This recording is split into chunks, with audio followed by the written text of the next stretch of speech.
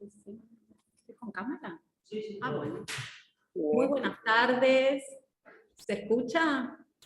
Se escucha muy bien. Hola, Romina. Buenas tardes a todos y a todas. Bienvenidos a quienes se encuentran vía Zoom y a quienes se encuentran aquí en forma presencial en el colegio, en la sede de Moreno. Bienvenidos a este taller de registración inmobiliaria en su segundo módulo, en el marco del Instituto de Derecho Registral, Notarial e Inmobiliario, cuya dirección tengo el agrado de llevar adelante.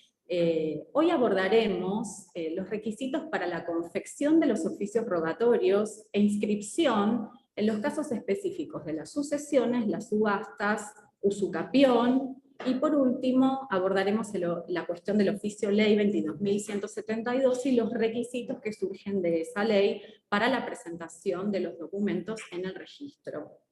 Para ello, contaremos hoy también con la disertación de una profesional con una experiencia notable, es la doctora Luana Alberdi Imas, que es abogada, es especialista en Derecho Registral, es maestranda en Derecho Notarial, Registral e Inmobiliario, es profesora de Derechos Reales y profesora de Derecho Registral en la Universidad Nacional de La Plata, en la Universidad Católica de La Plata y en la Universidad Abierta Interamericana.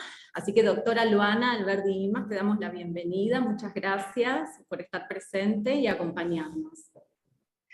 Muchísimas gracias, Romina. Muchísimas gracias a todos, a todas por estar presentes. Gracias por el interés. Ustedes saben que es muy importante la capacitación, es muy importante tener este valor del conocimiento y poder llevar a cabo la inscripción de la documentación, bueno, sin tantas vallas, ¿no? Qué alegría que nos da cuando tenemos la documentación con esa inscripción definitiva desde el primer momento, y no retrasarnos pidiendo las prórrogas. Entonces, bueno, qué mejor que aprovechar estos espacios. Gracias también al Colegio de Abogados de Moreno y General Rodríguez por darme esta oportunidad de traerles mi experiencia y bueno, con ello empezar a trabajar. Dirías vos, Romina, ¿cómo querés que nos organicemos? ¿Querés que comience hablando un poco de las sucesiones o pasamos al PowerPoint? Si te parece, nos vamos guiando por el PowerPoint, quizás con las cuestiones generales, que la verdad que sería muy grato escucharte en cuanto al conocimiento, al vasto conocimiento que tenés respecto de estas cuestiones, que bueno, es muy interesante ahondar en ellas. Bueno, perfecto. ¿Se ve el Power? No sé si se ve. Sí. Bueno, aquí, hay un principio que es indispensable conocer en cuanto a lo que es el sistema registral e inmobiliario, que es el principio de rogación, ¿sí? Tenemos que tener en cuenta que... ¿Sí? No se ve el Power en el Zoom. Ah, no se ve. Hay que compartir pantalla. A ver, creí que estaba compartiendo, disculpen. Por eso comencé, porque creí que... ¿Se ve? No aún. A ver ahora. Yo te digo cuándo. Vos fíjate en el Zoom debajo, Sí. que dice compartir pantalla. Sí. Entonces, vos abrís la computadora y llegás a esa parte. Con Daniel, que me está asistiendo.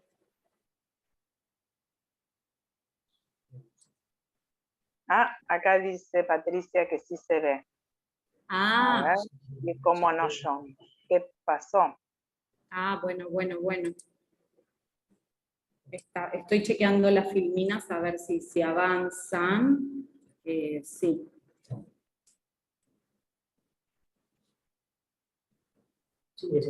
Los demás todos pueden ver entonces la pantalla. Ahí está. Ahí está, por favor. Sí. Disculpen. Bueno, No, lo que faltaría, Romy, sería la última sí. parte. ¿Te acordás de la presentación? Completa. Pantalla completa. Ahí estamos. ¿Se ve? Impecable. Perfecto. Bueno, Albana, si querés comenzar con el principio de rogación, para comentarnos un poquito. Bien. Ustedes saben que el registro no trabaja de oficio. ¿Qué significa esto? Que siempre a petición de parte se va a instar la registración. Esto surge de la ley registral. Entonces, nos dirá el artículo 6. A petición de parte, siempre el registro trabajará e inscribirá los documentos que sean ingresados a este organismo. ¿Quiénes están legitimados? Bueno, aquellas personas que hayan autorizado el documento. Entonces dependerá. Si estamos hablando de documentos judiciales, vamos a hablar de legitimado la autoridad competente, que es el juez o jueza o tribunal, de acuerdo a quien sea que dicte la medida, la sentencia. Sabemos después, bueno, que hay otros tipos de documentos que también se registran, que son los notariales y administrativos. Bien. ¿Te parece continuar? Perfecto, sí. Muy bien. Los documentos registrables. Esto es importante, ¿verdad? Lo veíamos en la clase anterior. Los documentos que se van a registrar de acuerdo al artículo 2 de la ley 17.801 son todos aquellos que versen sobre la transmisión, creación, constitución, modificación y extinción de derechos reales, los que versen también sobre medidas cautelares, y ahí vemos los embargos, las inhibiciones, las medidas de no innovar, las litis, que vamos a ver en el día de hoy, y finalmente aquellos que las leyes nacionales o provinciales así dispongan. Entonces, en su momento, años atrás, nos encontrábamos con la 14394, ¿se acuerdan el antiguo bien de familia? Bueno, ese era un ejemplo de leyes que disponían la registración. Bueno, cuando llegamos a la etapa judicial, nos encontramos con un formato diferente a lo que normalmente se ve como los documentos notariales, que es la gran mayoría de documentos que ingresan al registro. Entonces, desde la experiencia registral puedo contar que siempre ha sido como más fácil un documento notarial por la forma tasada de consignar los datos, tanto por la ley notarial como por convenios que se hicieron con el Colegio de Escribanos. Pero esto no sucedía con los documentos judiciales. Por eso fue muy festejada, por lo menos desde el registro y nuestros trabajadores, nosotros los empleados, cuando llega esta DTR que nos trae los anexos, que ya vamos a ver a continuación, y los formatos, porque de una manera tasada nos dice qué se necesita consignar. Entonces vamos a ver que siempre tenemos, por un lado, un testimonio, que es la causa, ¿sí?, de nacimiento del derecho real, y finalmente el oficio, que sería esa minuta rogatoria u oficio rogatoria, como manera de peticionar al registrador la instancia de la registración. Siempre se necesita el folio de seguridad. El folio de seguridad no es algo que se haya exigido toda la vida, pero justamente por la falta de autenticidad de los documentos y encontrarnos con documentación apócrifa, hemos cometido, bueno, varias registraciones que estafaban a personas. Y bueno, se impone el folio de seguridad como esa manera de dar autenticidad al documento que está ingresando a registrarse. Bien, este folio de seguridad es una hoja, ¿sí?, una hoja color verde que tiene un peso específico, una tinta especial. Muy bien, ahí tenemos una imagen. Donde, exacto, donde se nos van a pedir distintos datos. ¿Qué es lo más importante que tenemos que tener en cuenta? ¿Quién lo va a firmar? ¿Sí? En la parte superior del lado derecho, fíjense que nos encontramos con la firma del juez. Eso es muy importante. Quien firme el folio de seguridad debe ser el juez a cargo del juzgado que está pretendiendo instar, en este caso, la inscripción de una declaratoria de herederos. ¿Qué pasa si firma un juez subrogante? Bueno, puede hacerlo, pero debe dejarlo aclarado. ¿Sí? Ahí estamos ante la DTR 6 del 2010. Entonces, chequear esto siempre. ¿Y qué nos toca confrontar previo al ingreso al registro de la propiedad inmueble. Que en toda la documentación conste. Romina, ¿podemos pasar a volver al folio de seguridad? Sí, por supuesto. Fíjense, muchas gracias. Fíjense que debajo de todo nos da un número. Contando de abajo hacia arriba es el quinto renglón. Folio de seguridad número. Ese número hay que correlacionarlo en todas las hojas de toda la documentación. ¿Sí? Entonces, eso le toca al juzgado, pero ojo, que si nosotros vemos que el juzgado no lo hizo, se lo tenemos que pedir previo al ingreso al registro, porque si no, ese es el primer motivo de devolución. Y fíjense qué sencillo, algo que podemos detectar rápidamente. Entonces, es consignar esa correlación del folio y, por supuesto, debe estar firmado. Confirma también. Ahora sí, podemos continuar con la siguiente. Bueno, esto tiene que ver con... Tengo una consulta, ¿puede ser? Sí, cómo no. Porque justo tengo acá en mis manos uno que me dieron hace unos días con el folio de seguridad y estoy viendo que el número no está en todas las hojas ni del testimonio ni del oficio. Eso ¿Y dónde está? Solamente está en el folio de seguridad. No lo pusieron. No, muy bien, muy bien. Bueno, te evitaste la devolución observada. ¿Y lo puedo Muy poner bien. yo de mi puño y letra o tiene que ponerlo el juez y salvarlo? Y la realidad es que estás jugando con una línea fina. Sí corresponde que sea firmado por el juez. Ok, gracias. No, por favor. Bueno, antes de ingresar a esta documentación, deben cumplimentarse los pagos de las tasas. Entonces, el registrador va a chequear estas visaciones. La del departamento de sellos y la de la transmisión gratuita de bienes de arma. Estos son timbrados que hay que hacerlos previo al ingreso de la documentación de acuerdo a las disposiciones vigentes. Aquí abajo vemos la DTR 6 del 2017. Y acá volvemos a detenernos en la práctica. Esto está relacionado con la carátula rogatoria. No sé, Romina, si querés pasar a la siguiente diapositiva y mientras lo voy explicando. Pasamos y lo vamos explicando. Fíjate si podemos ir a la carátula rogatoria y después volvemos. Perfecto. Ahí está. Esto es lo que llamamos carátula rogatoria. Tiene el impacto visual idéntico a la carátula rogatoria notarial. ¿Y esto por qué importa? Porque ayuda, ¿sí?, a la lectura rápida que tiene el registrador al calificar. Entonces, ¿existe algún requisito de cuál es la forma correcta de completarla? Me refiero a si debe ser mecanografiado o si tiene que ser de puño y letra. La realidad es que no hay una sola forma, pero de acuerdo a estas normas de autenticidad que el registrador debe llevar, nosotros hacemos un control de la mesa de entradas virtual.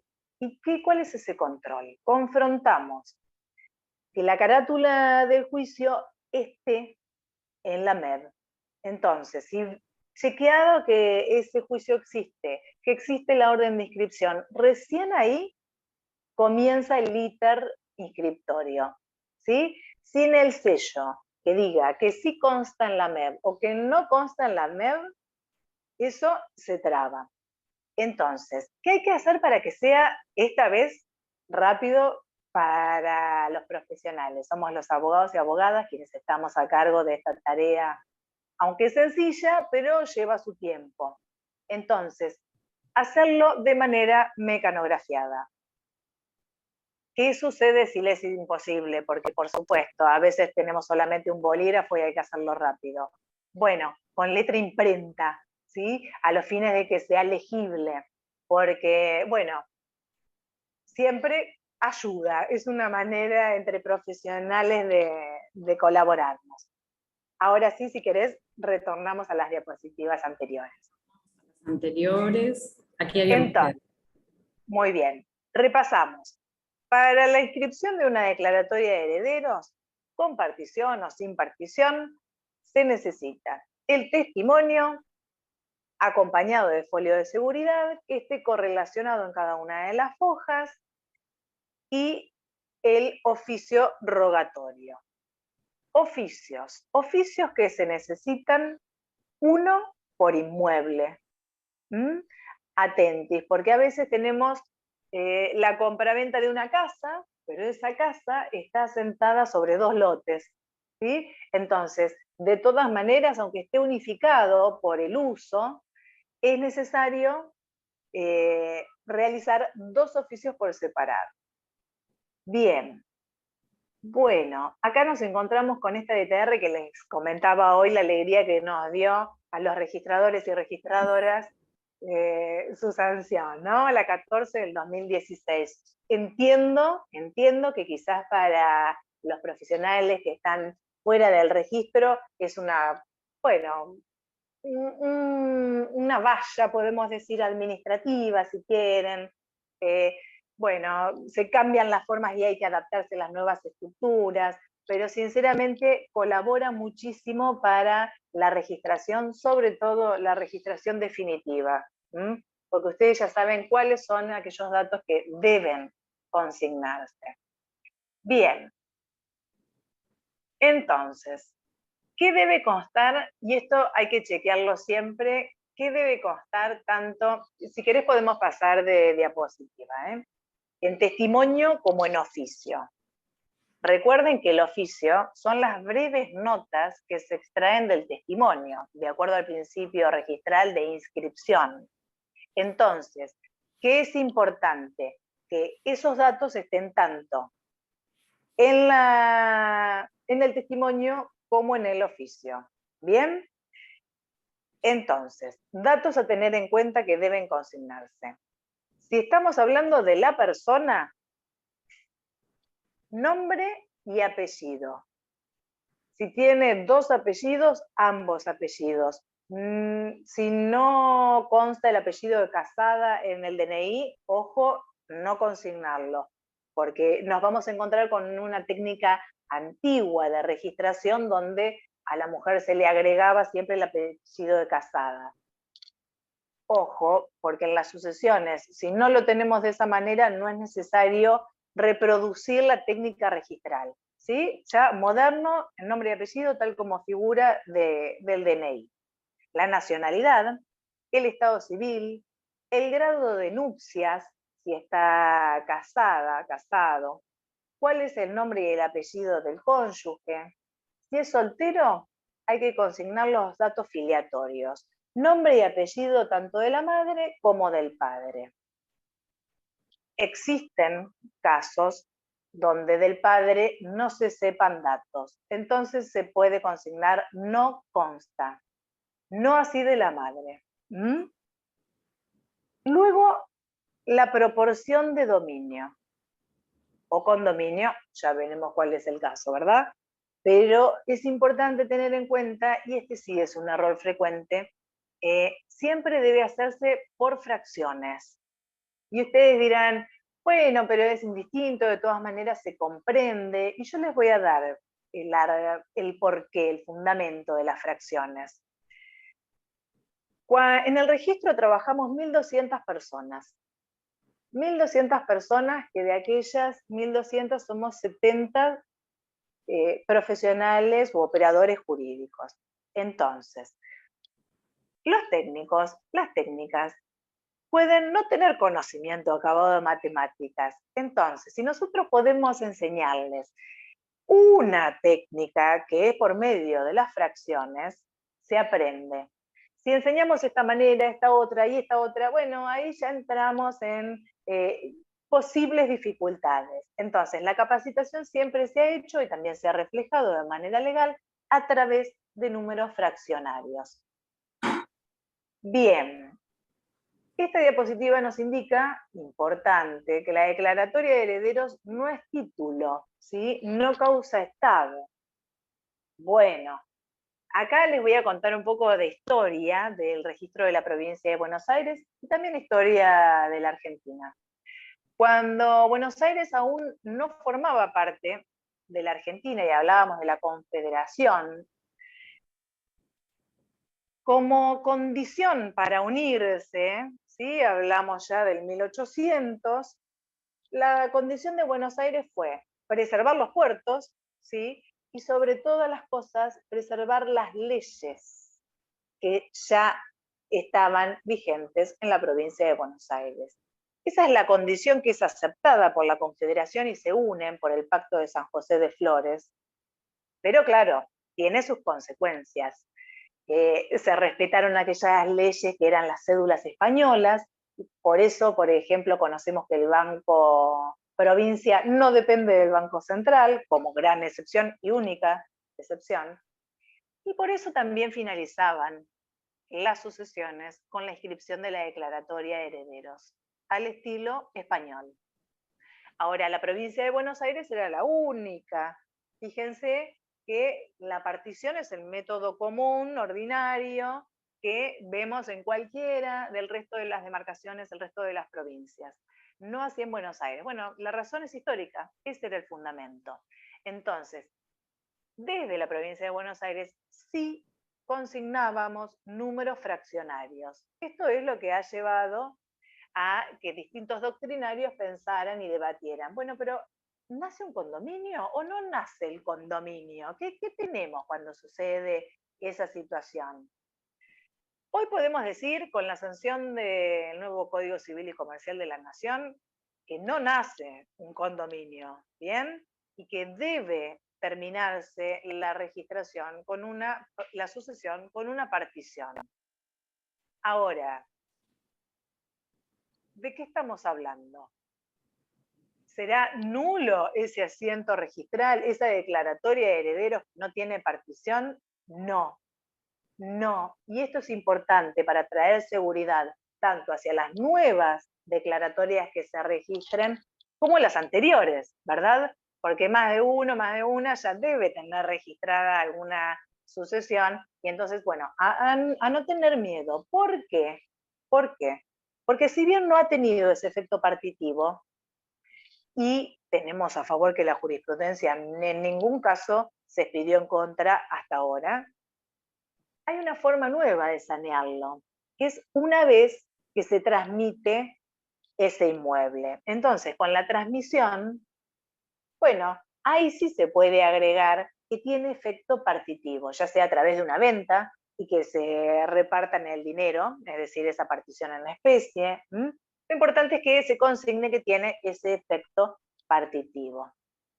Este criterio que tenemos en la provincia de Buenos Aires no es compartido por Cava.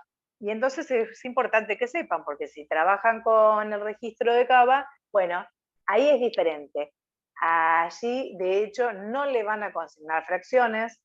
Nosotros, en la provincia de Buenos Aires, el registro de la provincia de Buenos Aires sí continúa con la técnica de consignar la fracción de dominio o de condominio. Y bueno, saber que existen estas dos diferencias. Es muy importante, te pido la palabra, Luana, y agrego que es Sí, muy por favor. importante esta aclaración que estás haciendo, justamente porque después de la sanción del Código Civil y Comercial y con esta posterior de TR de Cava, quizás generó un resquemor en todas estas cuestiones de inscripción de declaratoria de herederos, respecto de, bueno, de que en Cava solamente es para publicitar la indivisión hereditaria y los datos personales. Entonces, bueno, hay un dejo de tranquilidad que si bien ahora son quizás menos los casos en que se inscribe la declaratoria de herederos, porque los profesionales esperamos o al acto partitivo o a que se efectúe una venta por unanimidad entre todos los copartícipes. Así que bueno, es muy importante para nosotros contar con esta aclaración que acabas de efectuar. Me gustaría agregar algo, que Sí. es lo relativo a las cesiones de acciones y derechos. ¿Sí? Sí. ¿Hasta cuándo se podría ceder, verdad? Porque imaginemos hoy, paradas en el 2022, que nosotros tenemos a nuestro cliente con simplemente la registración de esa DH. y la registración tiene 5 años de antigüedad, 10 años de antigüedad. ¿Podría ceder los derechos? Bueno, la respuesta es que sí. La respuesta es que sí. Hasta tanto no esté registrado un acto partitivo, aún se podría ceder el derecho y luego registrar a través de una transmisión, ¿sí? Un acto ya transmisivo, como se diría, una compraventa, una donación, bien, hecha de manera notarial. Bueno, ingresamos a Indispensable la que parte... tengamos estos Sí, conceptos claros nosotros, bueno, para el asesoramiento. Acá sienten claro. que sí, es indispensable clarificar estos conceptos. Bueno, y entramos a la parte más importante, ¿verdad, Sí, Romina?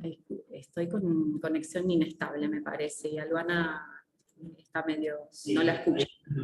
Hay preguntas en el chat, no la estoy escuchando a Luana, pero Luana, no sé si te parece que responder estas preguntas. A ver, yo no las logro Bueno, ver. a ver, dame un minutito, vamos a ir leyéndola. Quería preguntar sobre el sello previo de visado que se requiere realizar en ARBA sobre el impuesto de sellos. Me sumo al pedido de PPS, no encontré en la página el de la clase pasada tampoco.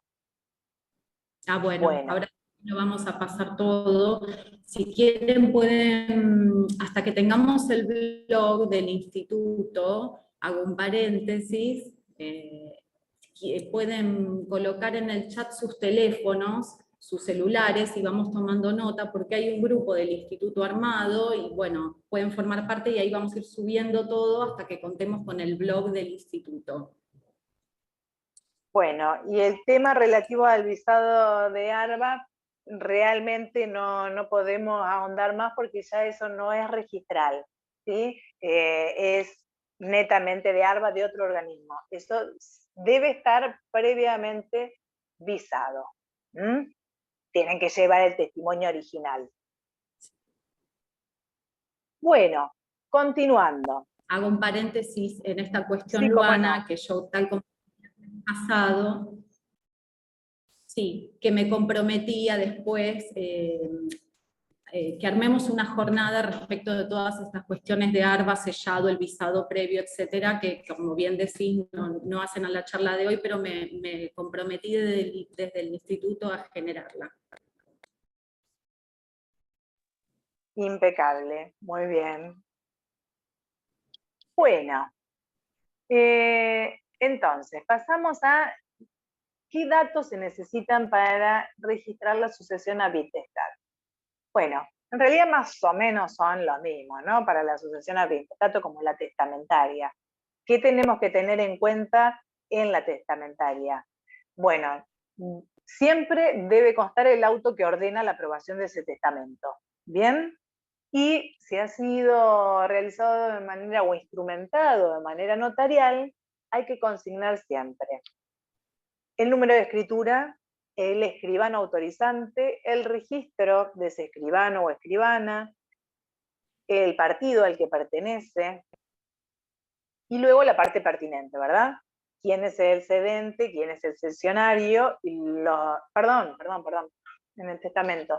¿Quién es la persona que está legando y quiénes son los legatarios? ¿Mm? Y los datos de cada una de estas personas que van a ser los titulares de dominio, o sea que tienen que ser los mismos datos que nombrábamos hoy. Nombre, apellido, DNI, nacionalidad, estado civil, grado de nupcias, apellido y nombre del cónyuge, y si es soltero, hacia atrás, hacia arriba, digamos, los ascendentes, nombre de la madre y el padre y sus apellidos. Bien, acá Romina nos está mostrando la parte, bien, lo que estábamos hablando. Fíjense lo del estado de familia, esto nos sirve. ¿Qué se consigna cuando dice estado de familia? Ahí nos está llevando a consignar. ¿Tiene convivencia registrada o no? Va por ese lado, el estado de familia relativo a la convivencia o no. ¿Bien? Y si es conviviente y no está registrada, se debe aclarar, porque tiene efectos. Ustedes saben, por ejemplo, que si estuviera afectado vivienda, no se va a requerir el asentimiento del conviviente si la misma no se registró. Entonces, tiene implicancia jurídica esto de la registración o la abstención a realizar ese trámite. Bueno, y además de los datos de la persona, es fundamental la descripción del inmueble. ¿Por qué? Sí, Romina, si querés te cedo la palabra. No, que estoy pasando, así pueden chequear justamente. Bien. De acuerdo al principio registral de determinación del inmueble, es preciso consignar todos los datos. Esta parte debo reconocer que no es la más grata, ¿bien? Pero hay que tomarse su tiempo porque desde el registro realmente se confronta y cada uno de los datos, no puede faltar ninguno. Y con esto me refiero a lo que la gran mayoría intenta no realizar, que es la medida de cilinderos, que de pronto es un choclo largo, nos podemos equivocar y hay números. Bueno, es indispensable, no podemos saltear ninguna. Vamos a comenzar desde el principio. Inscripción de dominio. ¿A qué se refiere esta palabra inscripción? Bueno, inscripción de dominio nos está pidiendo el número del folio real, ergo el número de la matrícula. ¿Bien? Entonces, número de matrícula es igual a inscripción de dominio. Ahora, ¿qué sucede si estamos en la técnica del folio personal cronológico protocolizado? Bueno, ahí vamos a tener que consignar el número del folio y el año. Recuerden que es fundamental el año para poder encontrar el protocolo. Bien. Luego el partido, la nomenclatura catastral, la ubicación. Acá tenemos que prestar atención cuando tenemos la designación, de acuerdo que sea por título o por plano. Bien. Entonces, si fuera por plano, además de la designación, siempre se debe dejar constancia de cuál es la característica de ese plano, que comienza siempre con una C, un número que nos va a indicar a qué partido pertenece, luego en el medio tenemos el número real del plano y finalmente el año en el que se confeccionó el plano. Luego, bueno, los demás datos, partida inmobiliaria, las medidas, los linderos, la superficie y en caso de ser propiedad horizontal, los datos respectivos, ¿verdad? Si les parece, salgo de compartir pantalla, volvemos al Power, y quizás en este caso específico podemos también ver un modelo de testimonio. Luego, bueno, van a ser iguales en las demás cuestiones que abordemos, subasta, usucapión, prescripción adquisitiva, pero podemos quizás chequear ustedes mismos al ingresar a la DTR 14 de 2016, van a contar con todos los anexos, que son estos. Y aquí tenemos el testimonio, ¿sí? Acá estamos viendo la diapositiva de confección de oficios, rogatorios y testimonios. No sé si es la misma que ves vos. ¿Ahora? Ahí va. Ahí estamos. Bien. Sí, testimonio. Perfecto. Para que puedan chequear y visibilizarlo.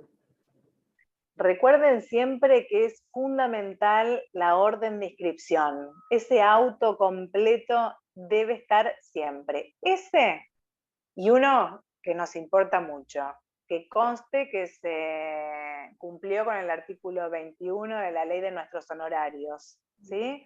Entonces, que se realizó el pago al profesional y la orden de inscripción. Fabuloso, fabuloso. Bueno, vamos a continuar entonces. No hemos nombrado, pero también se pide el domicilio fiscal del titular, ¿sí? Entonces, eso no olvidarse. Y por supuesto, como habíamos comenzado en la clase anterior, al ingresar la documentación hay que reponer la misma, ¿sí? Pagar ese timbrado, bueno, las tasas correspondientes. recuerden, no sé si lo comentamos la vez pasada, que online hay un espacio de consultas y reclamos donde se pueden hacer las preguntas de las tasas, ¿sí? Entonces, ante la duda, si no sabemos si estamos reponiendo bien o mal, bueno, esa duda nos la podemos sacar previo a ingresar la documentación, por medio del chat que está en la página del registro rpva.gov.ar.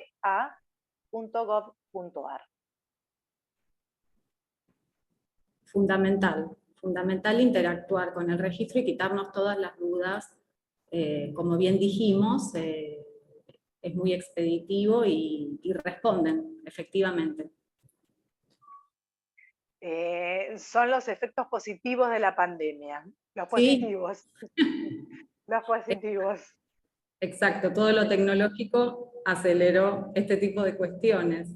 Totalmente, totalmente. Así que sí, esa oficina que antes era únicamente presencial, hoy la misma calidad de profesionales están atendiendo el chat de la consultoría, que es donde ustedes pueden hacer la consulta desde los estudios pertinentes. Bueno. Sí, excelente. ¿Se llega a ver, pregunto, aquí la filmina de partición? ¿Pude compartirla bien? Sí. Bueno. ¿Sí? ¿Querés que te sea la palabra? ¿Querés que continúe? No, ¿Qué te parece? Así te tomás un descansito. ¿Cómo no? ¿Cómo no? Ahí está. Vamos a abordar aquí cuestiones genéricas, ¿no? Bueno, al igual que en el módulo del viernes pasado, algunas cuestiones de derecho de fondo, de normativa civil, tocaremos algunas normas procesales para luego llegar a los requisitos de la confección de cada oficio y testimonio según el proceso al que nos referimos. En este caso hablaremos de la partición. Sabemos que se materializa esa porción ideal que tiene el copartícipe en esta indivisión hereditaria, y la partición, conforme el artículo 2363, que lo han ya mencionado, le pone fin a esa indivisión, ¿sí? Entonces van a tener un derecho exclusivo. ¿Cómo se va a oponer a terceros este derecho exclusivo que surge del convenio de partición desde la inscripción en el registro? ¿Sí? Eso surge del mismo artículo.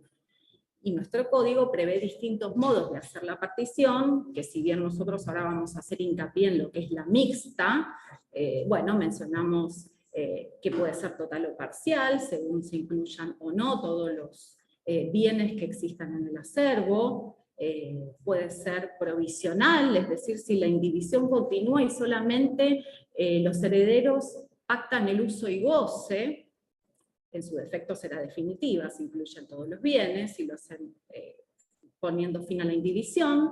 También puede ser privada, es decir, en sede notarial, que es lo que se acostumbra a hacer. En ese caso tienen que ser todos los herederos capaces, estar presentes, y tiene que haber unanimidad en partir de ese modo. Caso contrario, deberá ser judicial, ¿sí? Sobre todo también si hay presencia de terceros que se oponen a que se realice esa partición en forma privada. Y bueno, tenemos la última que consignamos, que es la mixta, que en nuestras incumbencias nosotros presentamos en el expediente sucesorio el acuerdo particionario para que el juez lo homologue. Es de buena práctica profesional ese convenio, lograr la certificación de firmas en una escribanía, para que no deban nuestros clientes ratificar su firma en el juzgado y, bueno, evitar cuestiones futuras respecto de alguna firma que se ponga en duda, que no suele pasar, pero bueno, nosotros debemos asegurar que esa firma sea indiscutida.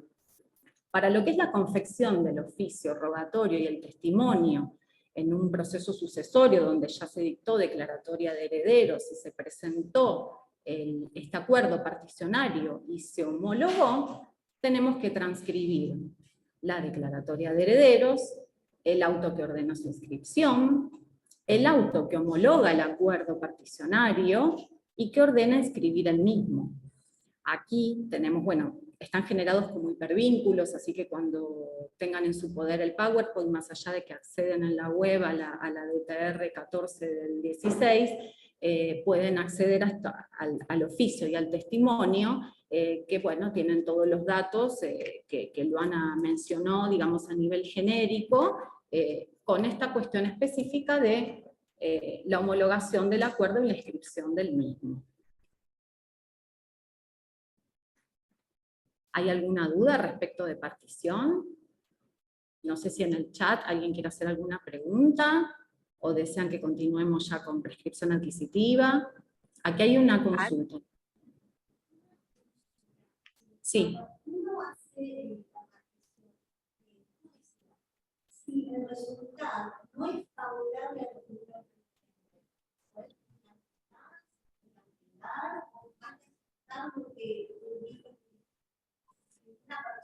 en una, claro.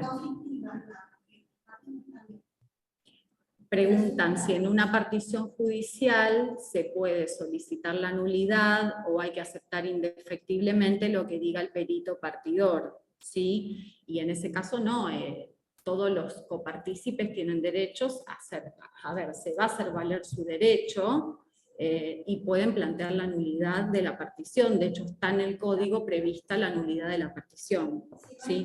Y se puede claro, igualmente siempre hay audiencias previas y se busca la forma de que la partición sea en especie. En el caso de que no pueda ser en especie, bueno, van a partir y van a adjudicarse dinero. Pero no es que, corregime Luana, a ver si estás de acuerdo, no es que no va a ser favorable para alguno de los herederos. Siempre, no. Los herederos tienen el mismo derecho por ley. Exacto. Y además se va a pensar la manera más ventajosa para cada uno de esos herederos. Sí, perdón que acá me hacen otra consulta. Si la partición implica...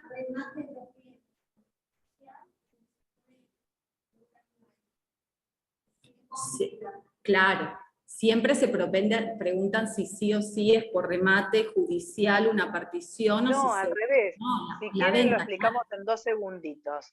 Sí. La partición judicial realmente se puede realizar de 2 maneras, ¿verdad? Si son todas las personas mayores de edad, llegan a un acuerdo, abogado o abogada redacta ese acuerdo y lo presenta al juez para que lo homologue. En el chat había comentado un colega que no había certificado las firmas. Bueno, eso queda en cada profesional, ¿verdad? El registro no se entera porque no lo ve. Es el juez quien califica, nosotros, o el registro. Cuando tiene una sentencia judicial, no juzga el contenido, lo está diciendo el juez, salvo que sea contrario a nuestras normas, bueno, ahí se devuelve, ¿verdad?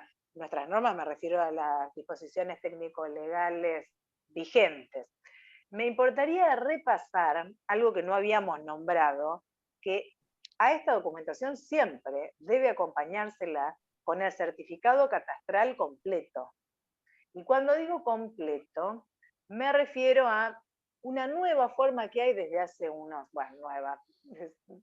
menos de 10 años, de ese documento que pide Catastro, que es el informe complementario.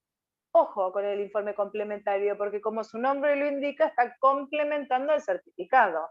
No alcanza, ¿sí? Entonces cuando decimos certificado catastral completo, nos referimos a esa otra, en la parte de donde nos dice cédula catastral, bueno, el informe se complementa con la cédula, ¿bien?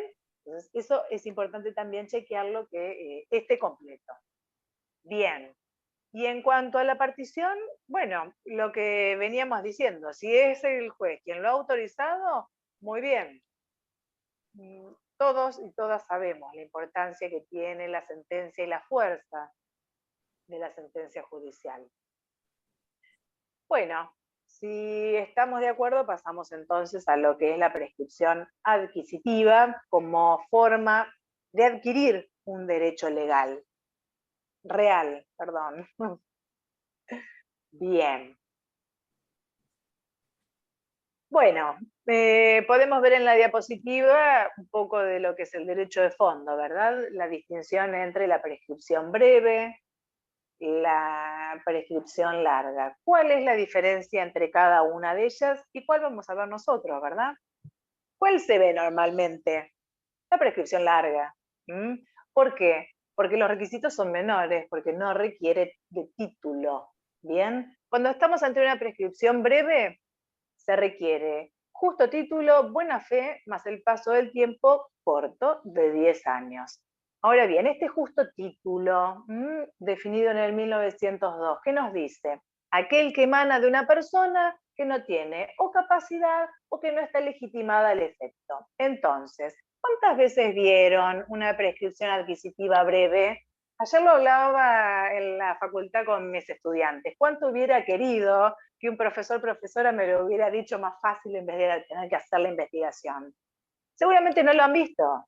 Seguramente no lo han visto. ¿Por qué? Porque quien transmite, aún con defectos en la capacidad o en la legitimación, tiene la intención de transmitir. Y el adquirente tiene la intención de poseer ese inmueble. Entonces, ¿quién puede ser contradictor? Si ambos quieren uno transmitir y el otro adquirir. Entonces, se achican las posibilidades de un juicio. Entonces, con el transcurso del tiempo, pasan los 10 años, se sanea la situación.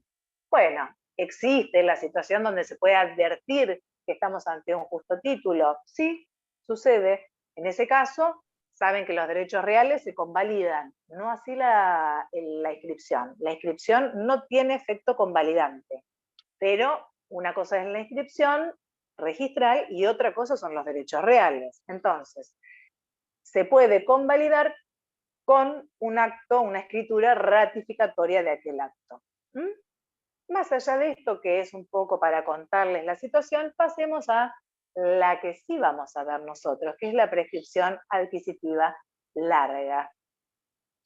Bien, la prescripción adquisitiva larga como una forma, o usucapión, ¿sí? Como una forma de adquirir el derecho, ¿qué nos requiere? Siempre que el juicio sea contradictorio y a los fines registrales, tenemos que tener en cuenta, y esto atentis, porque si no lo hace el juzgado de oficio, tendríamos que instarlo nosotros como operadores del derecho, se debe anotar una litis cuando comienza el juicio.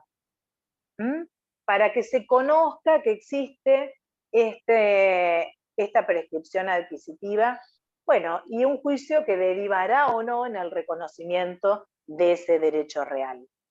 Una vez sustanciado a favor del poseedor, nos encontramos con la sentencia. Esta sentencia, que previamente no lo habíamos nombrado, tuvo que tener base en un plano de mensura con objeto prescripción adquisitiva. Atenti con esto, que se debe acompañar el plano y lo vamos a necesitar a la hora de calificar, porque ¿qué observamos? Están haciendo un nuevo objeto, ¿verdad? Entonces ese objeto parcelario, los datos los vamos a extraer de ese plano. ¿Bien? Entonces, a la hora de la redacción del testimonio como del oficio, los datos que nosotros tenemos que consignar ya no son los que surgen de la matrícula. Vamos a tener que consignar los que surgen del plano. ¿Bien? Además del oficio rogatorio para instar la registración a nombre del poseedor que ganó en el juicio, bien, que fue reconocido su derecho real, pensemos siempre que también hay que acompañarlo de un oficio de cancelación. Y acá me voy a detener un minutito, porque esto no fue siempre obligatorio, se incorpora con la sanción del Código de Procedimientos de la provincia de Buenos Aires, y la falta de este oficio de cancelación de la inscripción antecedente originó lo que se denomina doble dominio. ¿Qué es este doble dominio? Al no ser, ustedes saben que desde el año 54 la usucapión es contradictoria, ¿no? Entonces, aún si llamado por el boletín oficial y por el diario de mayor circulación, esa persona no aparece, no se presenta en el juicio, bueno, tendrá su defensor, pero siempre será un juicio contradictorio. Entonces, ¿qué se necesita? cancelar la inscripción previa, porque sin esa cancelación vamos a tener vigentes dos, ¿sí? Dos titularidades sobre el mismo inmueble, y esto puede traer muchos perjuicios, ¿sí? Los llamados dobles dominios, que son expedientes que se forman de manera administrativa y que a veces no se pueden sustanciar de manera administrativa y hay que iniciar un juicio, ¿sí? Entonces, atentos con esta parte del oficio cancelatorio. A ver. Otra cosa que estaba en la diapositiva anterior que no nombramos, la fecha. La fecha. Cuando nosotros estamos ante la prescripción breve, se sabe cuál es la fecha, ¿verdad? Va a ser aquella que conste en el título, de acuerdo a lo que nos dicen las presunciones de la extensión de la posesión del Código Civil y Comercial. Ahora, cuando estamos con la prescripción larga, no tenemos una fecha. Entonces será el juez quien deba designarla, ¿sí? Y eso es importante, porque a partir de ahí tendrá efectos todos los actos que haya realizado ese poseedor. ¿Pasamos a la siguiente? Ahí estamos.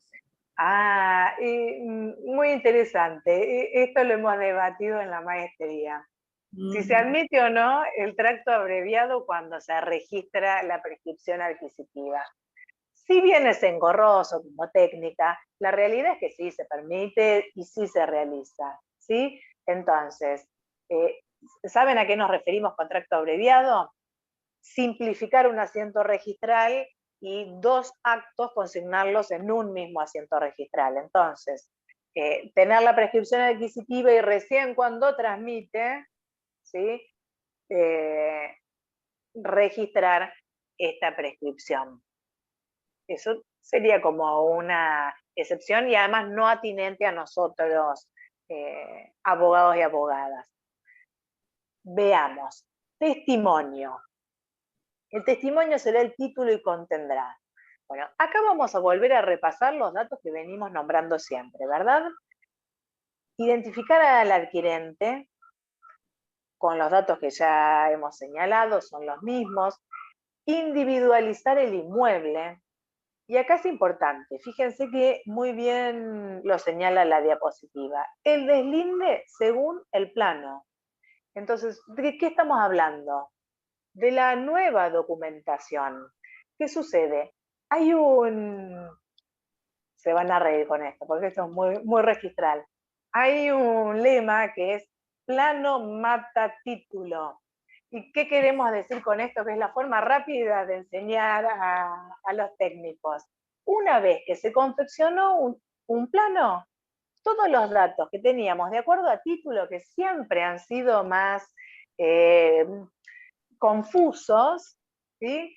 Una vez confeccionado el plano que tiene certeza que está hecho por un profesional, bueno, esos van a ser los datos correspondientes, los certeros, los que vamos a tener en cuenta. Y cuando tenemos un plano de mensura para Usucapir y el juez acepta que se cumplieron los requisitos para adquirir el derecho real, ¿verdad? Fue ostensible y fue continuo, bla, bla, bla, bla. Muy bien. Entonces, ese plano es el que nos delimita el nuevo objeto. Y recordemos siempre que la posesión es un hecho. Entonces, ese hecho puede no coincidir con lo que Catastro ha tenido en miras al diseñar cada una de las parcelas, ¿sí? Los objetos parcelarios. Entonces, puede ser que tenga 1 metro de más, 1 metro de menos, puede coincidir perfectamente, puede ser menor, puede ser mucho mayor. ¿Bien? Entonces, siempre debe consignarse los nuevos datos que surjan del plano. Nuevamente, transcribir la sentencia y el auto que ordena la inscripción. También vamos a tener folio de seguridad, ¿bien? Recordemos, firmado por el juez competente. Bien, y esto es lo que hablábamos antes, este oficio rogatorio de la cancelación del asiento, es decir, del titular registral vencido. ¿Bien? Entonces, ¿qué se consigna? la transcripción de la parte pertinente de la sentencia de la prescripción adquisitiva, y si consignan un poquitito más, también lo leeremos. Es muy entretenido, voy a ser sincera, leer los actos materiales que ha podido demostrar el poseedor. Eso ya queda a su criterio. No es registral, pero nos interesa leerlo. Y ahora sí, importante, la individualización del inmueble. Ahora estamos con la cancelación. Entonces, ¿cuál vamos a cancelar? Y acá tenemos que ir al antecedente. Estamos yendo a lo viejo. Esto es lo que queremos cancelar. Entonces, acá vamos a dejar asentado lo que surge del folio real, ¿sí? De la matrícula. Todos los datos antiguos. Porque es lo que justamente vamos a dejar sin efecto. Acá, ¿quién sería el titular de dominio? El que perdió, porque tenemos que cancelar el anterior asiento registral. Bueno, luego los datos de estilo. ¿Quién es el autorizado para llevar la registración de este documento? Y la vinculación del folio de seguridad, también aquí.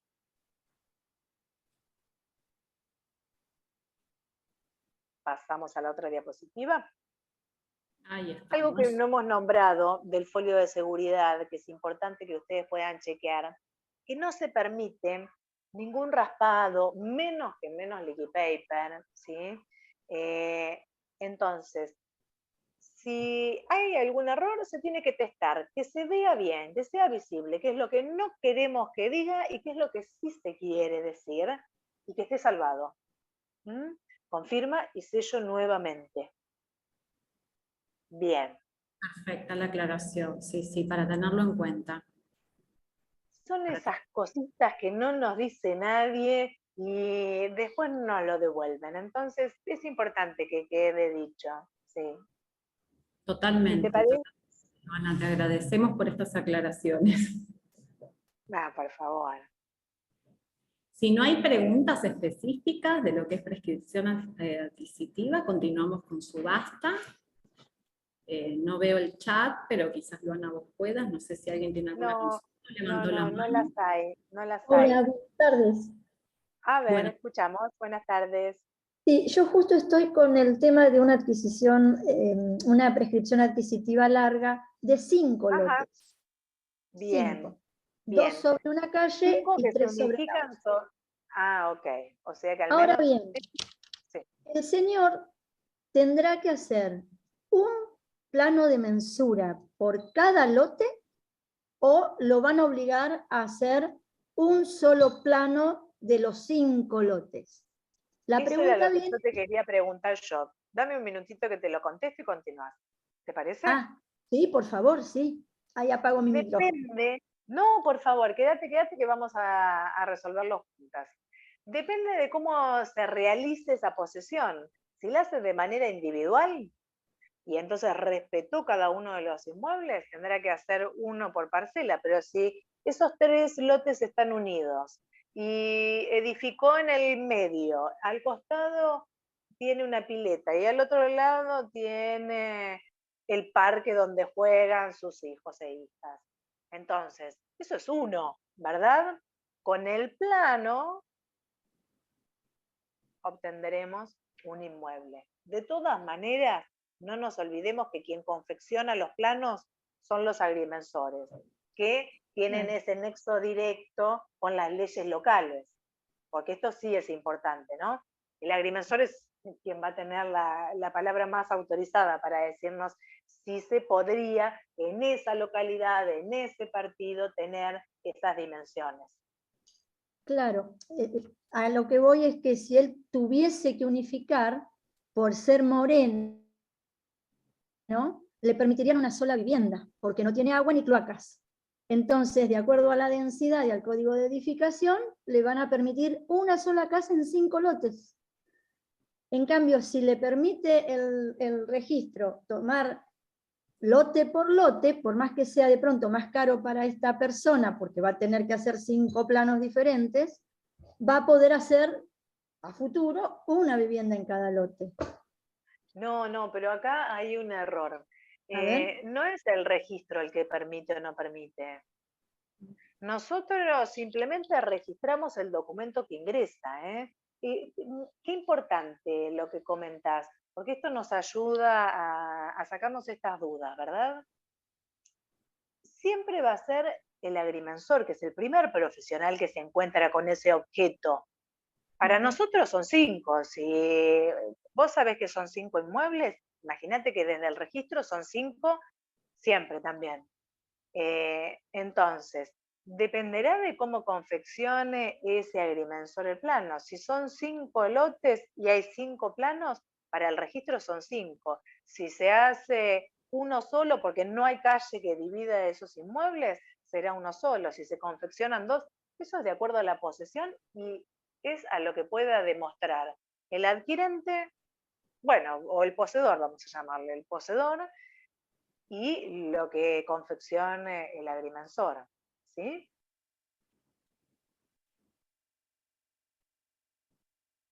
No había visto tu nombre, pero quedó... Gracias. Yo acá estoy, ahí me pongo.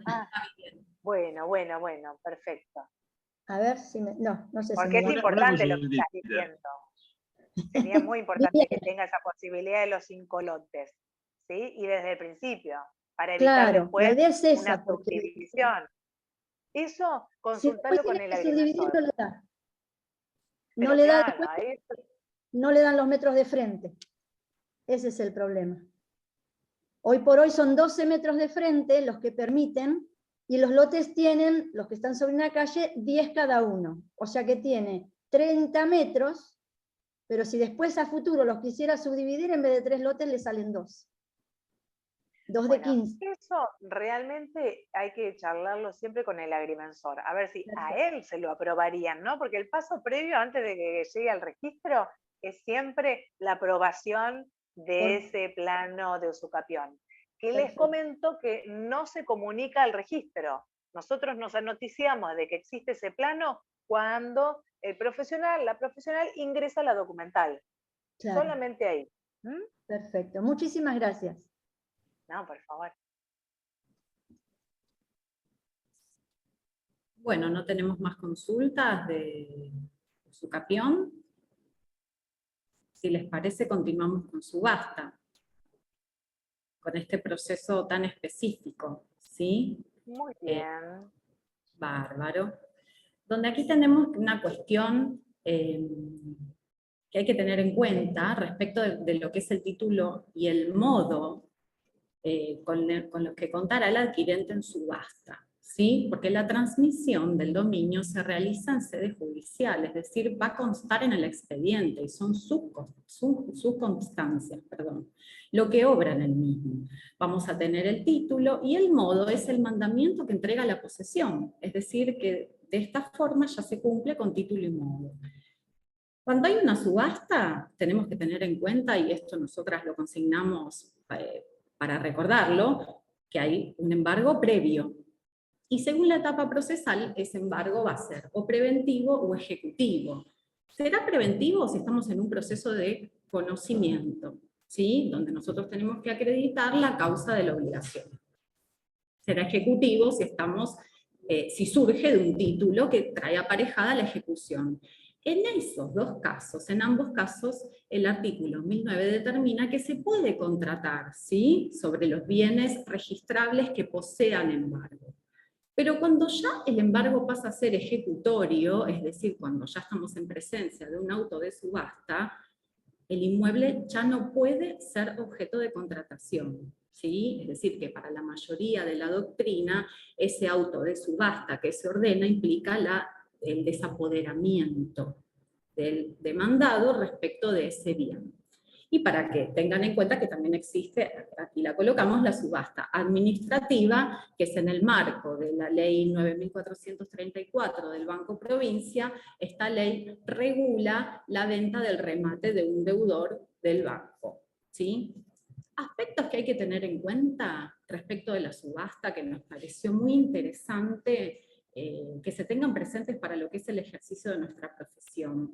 Es el régimen de publicidad específico que surge de este proceso. ¿Por qué? Porque Cuando hay un auto de subasta decretado, no hay ninguna norma que le diga al juez que tiene que anoticiar al registro del auto de subasta, ¿sí? O sea que nosotros nos podemos encontrar con un embargo, ¿sí? Pedimos un informe de dominio, nosotros abogados, para cualquier proceso en el que formemos parte, o no sé, tengamos que tomar un inmueble como uno de los bienes que coloca en garantía un fiador de un contrato que tengamos que redactar, y nos podemos encontrar con un embargo, ¿sí? Cuya inscripción caducó. Digo inscripción porque lo que caduca es la inscripción conforme al artículo 37 de la ley 17.801, no caduca el embargo en sí, por eso se ordena la reinscripción, no un nuevo embargo, eso tengámoslo en cuenta. Entonces decimos, bueno, esta inscripción caducó, ya está. Y no nos enteramos que ese embargo pasó de ser preventivo a ya ser un embargo ejecutorio, ¿sí? Donde hay un auto de subasta, donde ya está el inmueble desapoderado de ese deudor. Así que no digo que en todos los casos que surja un embargo tengamos que ver expediente por expediente, pero que tengamos en cuenta que existe esta circunstancia por la cual de hecho se finaliza con la subasta, y aquí como colocamos, se adquiere con título y modo en el expediente el inmueble y no se inscribe quizás nunca ese oficio de testimonio, ¿sí? Hay jurisprudencia entonces que hace valer ese derecho erga omnes oponible, ¿sí? A acreedores posteriores respecto del adquirente en subasta. Entonces es una cuestión que aquí trajimos para que tengan en cuenta. De hecho, la doctrina registralista en distintos foros, y Luana seguramente va a poder dar fe de eso, lo que solicita es que se inscriba de algún modo alguna medida cautelar genérica sobre el proceso de subasta, porque está toda esta cuestión de la publicidad edictal que trae, y que la publicidad es el expediente, ¿sí? Entonces, bueno, queríamos que tengan en cuenta en el ejercicio de la profesión y en el día a día que existe estas circunstancias de embargos que figuran y surgen del informe de dominio que podamos pedir, y que en realidad no dan cuenta de que en realidad hay una subasta en camino, ¿sí? Respecto de los aspectos que tenemos que tener en cuenta para la confección de los oficios rogatorios y testimonios, bueno, tenemos la DTR 12 del año 2004, que marca todas las cuestiones importantes, los requisitos que hay que tener en cuenta para la inscripción de los documentos judiciales y los requisitos. No solo en los documentos judiciales, sino también lo regulan lo que es las escrituras de protocolización, porque bien saben que al igual que usucapión, si bien no es nuestra incumbencia, pero bueno, tenemos que saberlo, el expediente se protocolizan las partes específicas y en vez de tener el testimonio de nuestro cliente, tendrá la escritura que autoriza el notario. Bien, dame un minutito que voy a hacer un comentario. Sí, por supuesto. Sí. Fíjense que es interesante el hecho de poder darle matricidad a través de un documento notarial. Pero bueno, si nosotros tenemos que prever cuáles son nuestras incumbencias y cuál es nuestro trabajo, bueno, comencemos a registrar la subasta, ¿verdad? Y que después se protocolice en otro momento con el documento ya registrado. Bien, eso nada más. Defendamos nuestras incumbencias. Nosotros, claro, sí. Estamos siempre defendiendo nuestra incumbencia y lo damos a conocer porque, bueno, nosotros como operadores del derecho debemos, por supuesto que asesorar, pero siempre tratamos y sugerimos que todos los abogados y abogadas se animen a continuar hasta el final, ¿no? Con todo esto que implica confeccionar los oficios y los testimonios. Tengan en cuenta Romina, que... yo no sé si lo hemos hablado, pero existe como práctica cobrarlo por separado. Entonces, sí, lo hemos eso hablado. también puede ser un aliciente, ¿no? Como para Pero poder también, finalizar. sí, por Eso es supuesto. optativo. Sí, y está muy bien que lo traigas nuevamente, porque si bien lo hablamos el viernes anterior, puede haber asistentes al módulo de hoy que no hayan estado presentes, y tal cual, con esto, como hemos dicho, nosotros somos nuestros propios gestores, por decirlo de alguna manera, ¿no? Exacto. Tanto como Exacto, lo mencionamos en el módulo anterior, con el pedido de informes, como con el tema de continuar hasta el final y lograr la inscripción, y confeccionar el oficio, el testimonio, reunir toda la documental, bueno, las visaciones que corresponden ante ARBA, ¿no? Todo es un tema de gestoría posterior que sí, por supuesto, podemos cobrar los honorarios, sí, percibir los honorarios que corresponden. Acá hay una consulta, sí. Sí, nosotros No. Preguntan si vamos a colocar modelos en el blog, no es la pregunta. Sí, van a estar todos los oficios, los testimonios modelos que figuran en este mismo PowerPoint, y desde ya que surgen todos de disposiciones técnico-registrales, ¿sí? Todo lo que nosotros colocamos de TR son las disposiciones técnico-registrales que emanan del registro de la propiedad inmueble y que sienta criterio para toda la población de la provincia, y todo lo que venga, que ahora lo vamos a ver, de extraña jurisdicción, para la inscripción, ¿sí? Entonces surge me gustaría comentarle a la colega que las disposiciones técnico-registrales, que serían nuestras leyes administrativas, son públicas, ¿sí? Y están registradas, y se pueden ver en la página del registro, RPDA. Al costado derecho dice digesto. Cuando uno ingresa al digesto, consigna qué es lo que quiere buscar. En el buscador se hace por palabras, ¿no? Entonces, si queremos registrar la subasta, entonces consignamos subasta, buscar, y nos trae cuál es la DTR o la disposición técnico-registral que regula cómo registrar la subasta, ¿sí? Esto es importante porque está abierto a todo el público.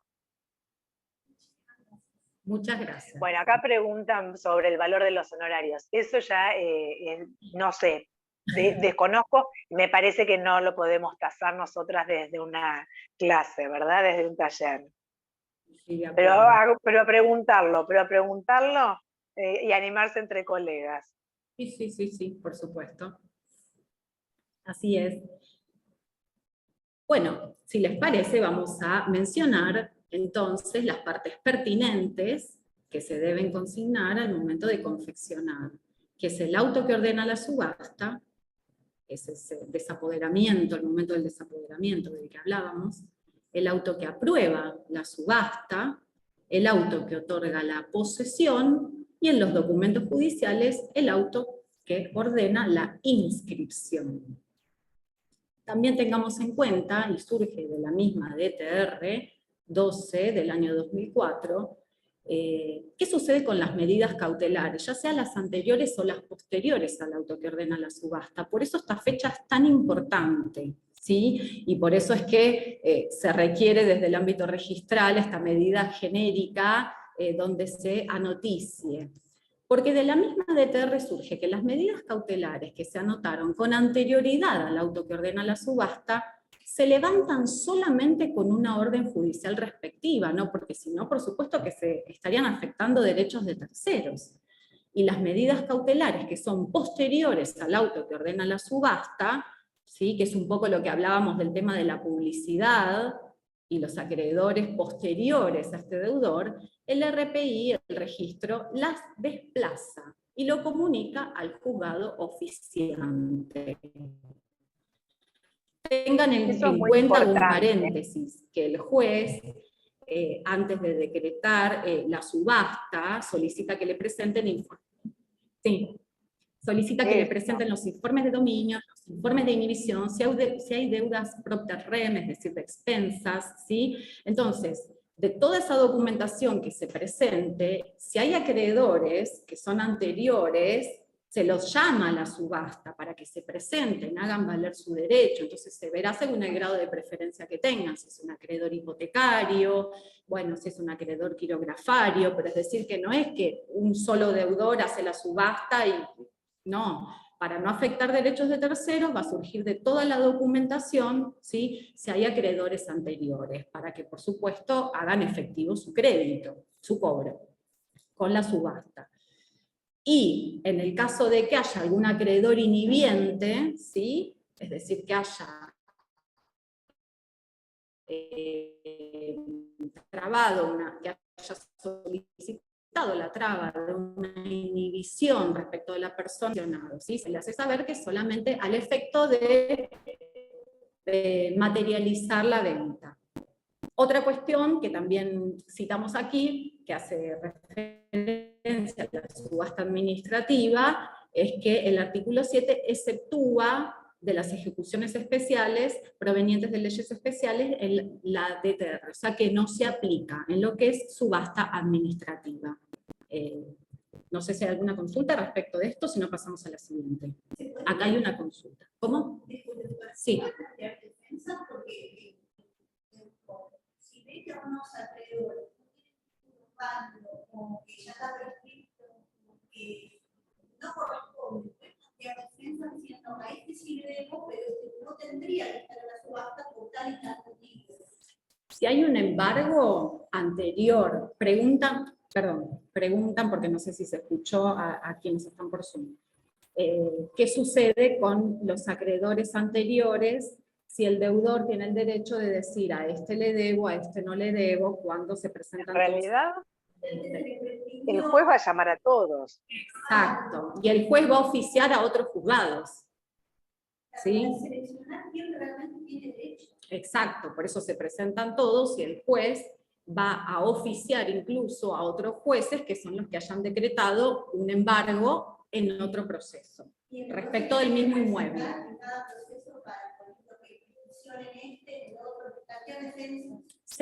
Se los llama a todos a presentarse. Ahora, si no se presentan, la subasta va a continuar, ¿sí? Eso lo dice la ley específicamente, el Código de Procedimientos, ¿sí?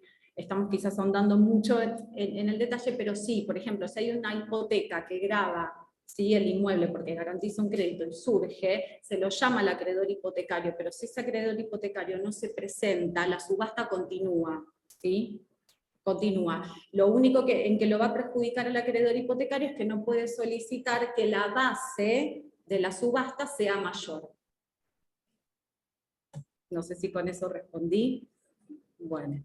A mí me gustaría hacer hincapié en esta diferencia de las medidas cautelares que se desplazan y las que debe solicitar el juzgado, y ustedes saben que somos los colegas los que tenemos que estar atentos realmente, ¿sí? A ver si hay posteriores a ese auto que decreta la subasta, ¿no? Entonces, si hay alguna medida cautelar, bueno, solicitar que bien claro se nombre, porque nosotros después las desplazamos, pero deben estar nombradas, ¿sí? Sí. Eso quería hacer hincapié. Muchas gracias, Luana, por la aclaración. No sé si hay más consultas, continuamos con la siguiente.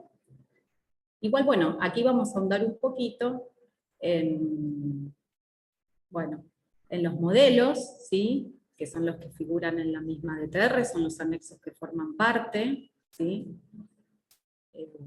Las hipotecas que gravan el inmueble quedan canceladas con la registración de la subasta una vez que se llevó adelante, ¿no? Que ya sabemos que era un acreedor privilegiado, entonces que ya cobró su crédito, y la registración va a ser a través del documento judicial, como venimos diciendo, con una protocolización notarial, y los notarios pueden solicitar levantamientos, también conforme esta DTR que aquí figura, que es la 7 del año 2010. Bueno, los requisitos ya los hemos dicho, y aquí van a contar ustedes con los modelos que son los que surgen de la DTR 14 de 2016. No sé si hay consultas por subasta, si alguien quiere hacer algún comentario antes de avanzar con la ley 22.172. No sé si hay preguntas en el chat. ¿no? A mí me gustaría aclarar dos cositas. Sí, Vieron Luana. que Romina recién nos decía que la hipoteca, el asiento registral de la hipoteca, cuando se registra la subasta en el juicio de ejecución hipotecaria, no es necesario solicitar la cancelación de ese asiento registral. No sucede lo mismo, y en esto tengo que ser sincera, no hay un acuerdo unánime en el registro, pero ante las dudas, y bueno, tomar el requisito que en este caso es un poco más, bueno, que no hay que dejarlo pasar. En la litis, cuando tenemos la usucapión, sí es preciso solicitar el levantamiento de la medida. Esa medida que se ordenó de oficio cuando comenzaba el juicio, debemos solicitar el levantamiento cuando estamos inscribiendo esa posesión, esa usucapión. Muchas gracias, Luana, por la aclaración. Muy interesante. Y sepan también que todas las medidas cautelares, por ser dominio originario, bueno, se cancelan. Y entonces, de existir, hay que citarlas. Se cancelan porque el dominio es originario, pero bueno, saber que se chequeó, que se confrontó esa situación. La excepción es la medida de no innovar, que esa se eleva al departamento jurídico y se decide. Pero si no, de oficio se cancelan a todas porque opera esta prescripción. Ahora sí podemos pasar a la ley, si te parece. 22.172. Luana, te escuchamos, si te parece. Bien. Habría que pasar la diapositiva. ¿No la pasé? A ver. Bueno, sin problema. ¿Qué ¿Se es ve? esto de la ley 22.172? Ay, tal vez soy yo la que no la veo. Yo ahora veo aspectos a tener en cuenta para la confección. Ahí está. Bien. ¿Qué es el oficio ley 22.172? Esta es una ley que va a regular los oficios de extraña jurisdicción, es decir, aquellos que provengan de otras provincias. Entonces, ¿qué se va a necesitar? Primero, el testimonio tiene que tener siempre el sello del juzgado. Ojo, que también vamos a pedir la firma hológrafa, ¿bien? El testimonio tiene que estar legalizado, es un sello de relieve, confirma el sello del juez y el secretario en cada una de las hojas.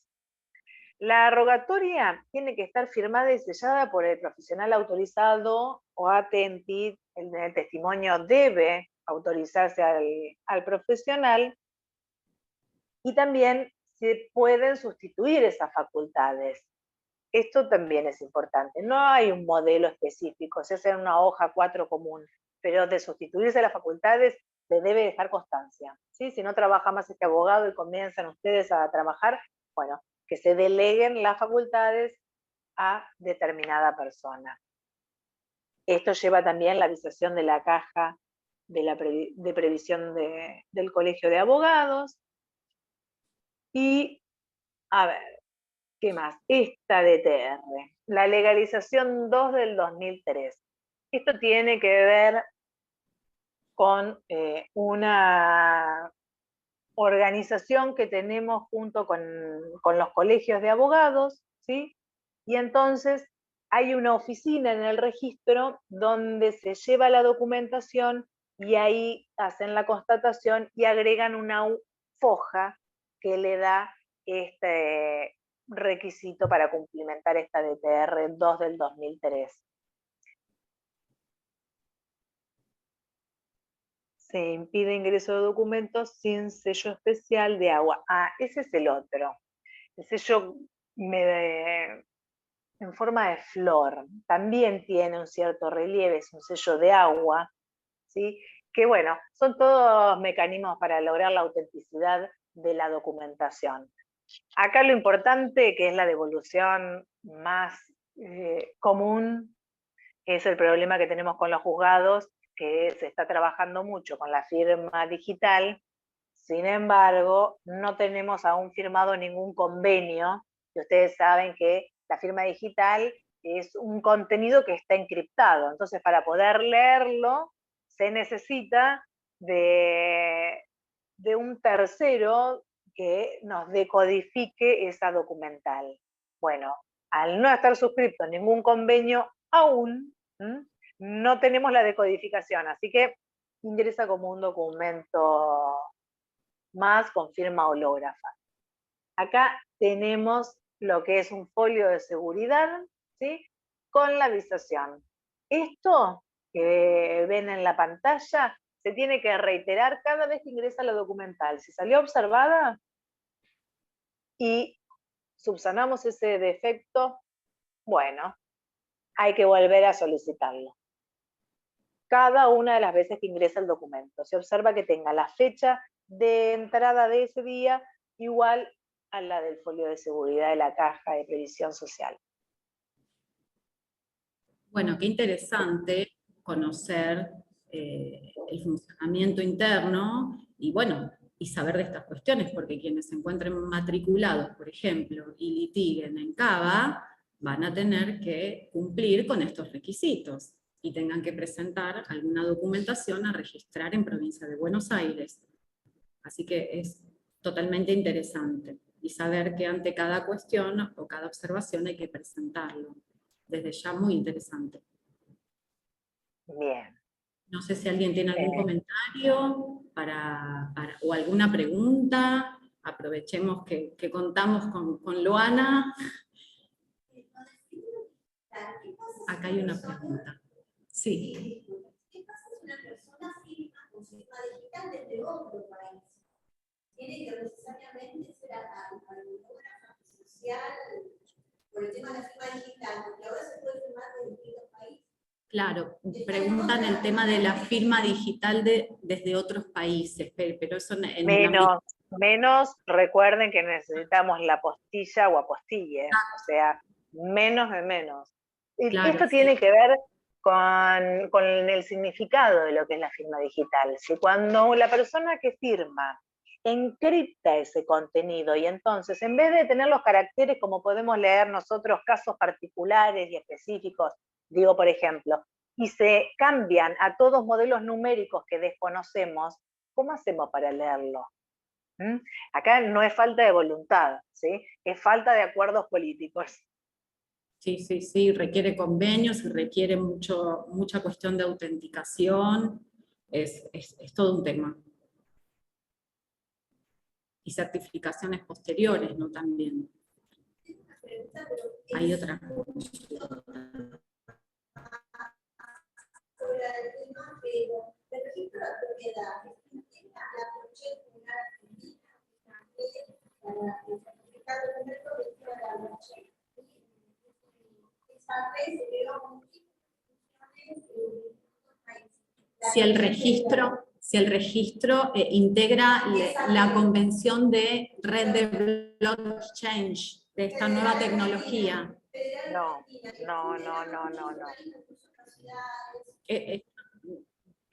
Es muy particular esa tecnología de blockchain. Sobre todo es muy nueva. Sí, muy nueva. Yo, bueno, no estoy muy inmersa en toda la cuestión de tecnología, pero quizás lo que puedo aportar, que pude escuchar de esta tecnología blockchain, y quizás, Luana, vas a poder decir si estoy en lo cierto o no, es que quizás no es fácilmente de aplicar en todo lo que intervengan cuestiones de datos personales, porque todos los que forman parte de esos nodos de tecnología pueden ver lo mismo. Entonces hay que ver con qué operadores se puede utilizar y según el ámbito, ¿no, Luana? Tal cual. Sí. En el registro todavía venimos más antiguos. Sí, y bastante ayornado está el registro porque es uno de los más veloces que hay, y en cuanto a la información en Provincia de Buenos Aires, y a la intercomunicación con lo que es catastro, por lo que yo sé y por lo que escucho de otras provincias, bueno, sí, con lo de es catastro excelente. Sí, tanto Cava como Provincia de Buenos Aires son dos registros que tienen mucha celeridad por eso, porque tienen buenos catastros. Sí, totalmente. No sé si alguien tiene alguna pregunta en el chat, porque con esto ya estaríamos finalizando la exposición del día de hoy. Yo tengo una consulta. Sí. Bueno. Más digamos, práctica. El otro día, con un oficio de estos ley, o mejor dicho, testimonio ley, lo llevé con una gestora, lo ingresó, ahora me estoy dando cuenta que me faltan cosas, y seguramente me Puede lo pasar. pierden.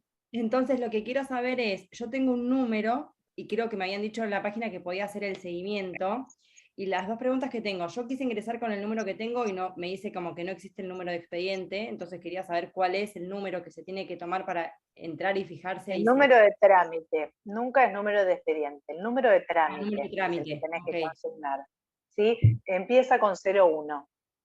perfecto. Y después ahí uno puede leer las observaciones o sí tenemos que volver No, a la plata y retirarlo.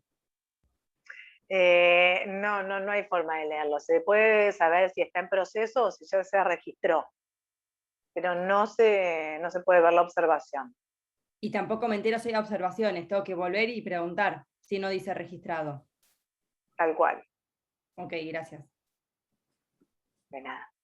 Y en base a esto, perdón, el plazo que tienen más o menos desde que yo presento el testimonio y el oficio para poder ir a 30 consultar días. hasta la plata, 30 días, Ajá. listo, gracias. 30 días es el término para que esté registrado. Bárbaro, gracias. Sí, acá hay una última pregunta. Sí. Tengo una duda con el formulario. La doctora decía que podíamos contar el nombre del padre, pero sí el de la madre. ¿Qué pasa si no se sabe el nombre del padre y de la madre por algún motivo esa persona no tiene sus orígenes? El nombre del padre y de la madre en el oficio rogatorio. Claro, En el caso de los solteros. decía, no consta, pero el de la No, madre ahí va a haber que moverse y moverse y moverse y encontrarlo. Tiene que, Porque sí, bueno, no se admite bajo ninguna circunstancia. No soy la que lo impone, pero no, tengo que comunicarlo. muy interesante la pregunta porque hay que tenerlo en cuenta. Hay que consignar sí o sí el nombre. Bueno, es un tema. Y eso ya escapa a la órbita registral, sinceramente. Claro, tiene Es ley. Sí, claro, es ley. Es ley. Bueno, no sé si hay más preguntas. Si no hay más preguntas y les parece y están de acuerdo, ya damos por finalizado entonces el módulo del día de hoy. Igualmente, bueno, quedamos siempre abiertos a responder y a tratar de ayudar por chat, por el grupo, vía mail, por cualquier cuestión que surja posteriormente. Así que bueno, desde ya agradecerte, Luana, te agradecemos desde el colegio. Muchísimas gracias a vos, Romina. Y colegas, aprovechen de nuestra colega Romina Flamante, directora del Instituto Registral, que tiene muchísima motivación para llevar a cargo esta gestión. Y Muchas lo está gracias. demostrando. Muchas gracias, Luana, y bueno, fue un placer haber podido contar con toda tu experiencia y tu expertise desde el lado registral, así que bueno, fue realmente fabuloso. Te agradezco y agradezco desde ya la predisposición en cuanto se te propuso formar parte y disertar, bueno, encantados. Muchas Siempre gracias. para apoyarte. Muchas Muchos gracias. cariños para todos y para todas, que tengan linda tarde. Muchas gracias y gracias a todos por haber participado. Los despedimos. Vamos a subir todos los links de los videos por si los quieren volver a ver, incluso para quienes no pudieron. Y bueno, ya nos encontraremos nuevamente en algún otro taller o jornada en el marco de nuestro Instituto de Derecho Registral, Notarial e Inmobiliario, y agradezco a las autoridades del colegio. Muchas gracias. Buenas tardes a todos. Buenas tardes. Hasta luego. Chao. Buenas tardes. Gracias. Buenas tardes. Muchísimas gracias. Muchas gracias a